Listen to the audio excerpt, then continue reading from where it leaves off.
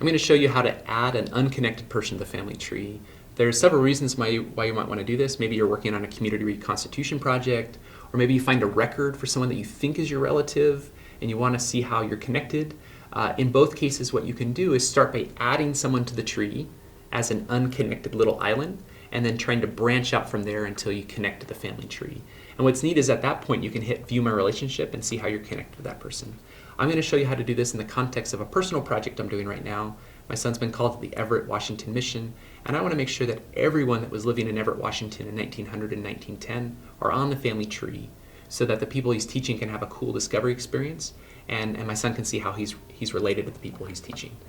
So I'm going to start by going to a record collection, and you can pick any record collection you want, or you might even have your own record collection. Maybe you have a photo album from a historical society.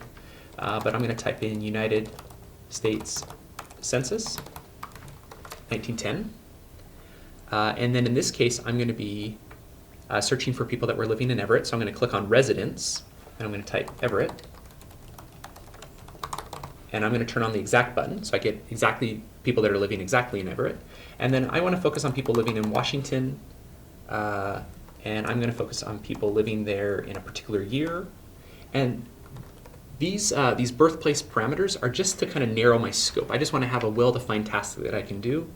And let's see how many people come up under this criteria. Okay, let me try that again. Okay, so right here it says I have 254 people. And then if I look over here under each of these people, if I see this icon, this little pedigree icon, I can click on it, and that's someone who's already on the tree. Okay, and so because I've already started working on this project, and so what I'm going to do is I'm going to come down, and I'm just going to click a different page. So I come down here, and I'm going to click on page 4. And again, as I look down here, I can see some people that are already on the tree and some people who are not. Now, you can see that Joseph's on the tree. He doesn't have any siblings, and then there's Maud. I'm actually going to focus on Bernard, because Bernard has a lot of siblings, and those tend to be some pretty cool experiences.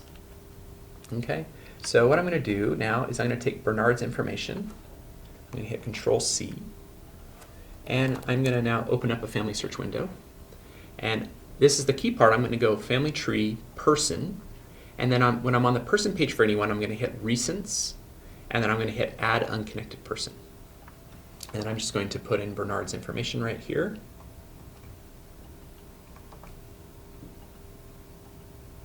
Okay, and then I put in 1906 and Washington. And this is going to give Family Search a chance to see if Bernard's maybe already on the tree. So if I hit Next, it's going to search. Now at this point, sometimes you will see possible finds come up. In this case, it didn't, so I'm just going to create a new person for Bernard. So Bernard is now a brand new person on the tree. He's got a PID and everything. And so now what I want to do is attach that census record to him and bring in his family members. So here it is right here. There's that census record. I'm going to hit Review and Attach Record. Now when I do this, I'm going to see all the family members in SourceLinker, and what I might discover is that some of them are already on the tree and attached. And if that's the case, you'll see them in green. They'll be highlighted in green. In this case, I look across his family members, and it doesn't look like any of them are on the tree. So I'm going to attach this source right here. Okay, and then I'm going to add his father to the tree. Now notice that when I do that, it's pulling up a possible match. It's got this William. Let me come up here so you can see what we're looking at. We've got William S. Hilton, 1867 Ohio, Tacoma Pierce, Washington, so he's ending up in the right place at the right time. This actually looks like a fantastic match. Now I'm going to just add it in for now, but I could always go back and detach it and do it. But I'm going to show you then what happens when you get a match. So I hit Select, then I hit Add. Now since William, his dad, is already on the tree, I'm actually going to look at this family from the perspective of William. So I hit Change and then William. And then what I'm hoping to see is see if William has other family members. Now from this case, it looks like William actually has parents on the tree, but doesn't have a spouse or children. So this is a great experience because that means now that I've linked Bernard to William and William's linked to his parents, I know now Bernard is going to be connected to the tree. So at this point, I'm going to bring in William's wife. Now with women, we're going to delete the surname. We'll try to find her maiden name in another record. And then at this point, then I'm going to add in the other family members. And then what I'm going to do is try to find them in some other records, maybe find some death records for each of these kids. And there's a pretty good chance that some of them are already on the tree. And so once I find them on the tree, then I can connect this family together. And what I'm doing then is I'm connecting the children who are already on the tree to their parents who are already on the tree. So I'm going to stop at this point. From here, I would just be adding these other children. I'd attach other sources. I'd find any duplicates and merge them. But the key thing that I wanted to show in this video was how to add an unconnected person.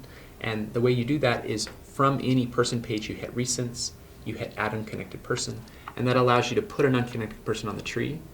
And then what we're saying is not to leave them there as an island, but to try to branch out until you bump into other people on the tree.